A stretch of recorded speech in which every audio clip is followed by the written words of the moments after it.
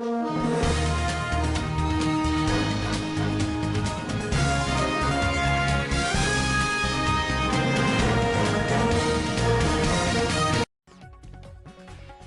महापालिका निवडणूक आता केवळ नगरसेवकांची लढाई राहिलेली नाही, ही निवडणूक झाली आहे थेट नेत्यांच्या प्रतिष्ठेची रणधुमाळी।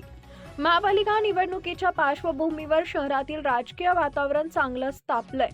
उमेदवारांच्या प्रचारात आता थेट खासदार आणि आमदार मैदानात उतरल्यानं लढतीला अधिक धार आली आहे। खासदार विशाल पाटील, आमदार सुधीर गाडगीळ आणि आमदार सुरेश खाडे यांनी आपापल्या पक्षांच्या उमेदवारांसाठी पदयात्रा, कोपरा सभा आणि बैठका घेत प्रचाराला वेग दिलाय। सकाळ आणि सायंकाळ अशा 2 सत्रात प्रचार सुरू असून प्रत्येक वार्डात जोरदार शक्ती प्रदर्शन पाहायला मिळते। महापालिकेच्या रणांगणात भाजप 78 जागांवर, काँग्रेस 33, राष्ट्रवादी काँग्रेस शरद पवार 22, राष्ट्रवादी अजित पवार 33 तर शिंदे सेना 65 जागांवर लढत आहे।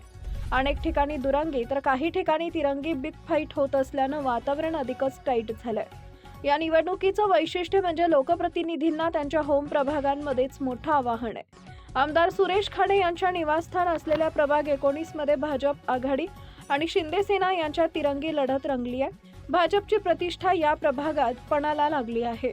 खासदार विशाल पाटील यांचे निवासस्थान असलेल्या प्रभाग 11 मध्ये त्यांचे पुतणे हर्षवर्धन पाटील काँग्रेसकडून रिंगणात आहेत।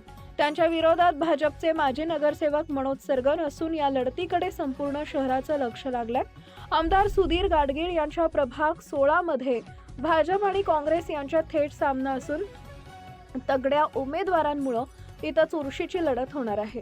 महापालिकेची ही निवडणूक आता स्थानिक राजकारणापुरती मर्यादित न राहता नेत्यांची ताकद मोजणारी लढाई ठरते आहे। प्रचाराच्या अखेरच्या टप्प्यात राजकीय धुसफूस आणखी वाढण्याची शक्यता असून प्रत्येक मत निर्णायक ठरणार आहे।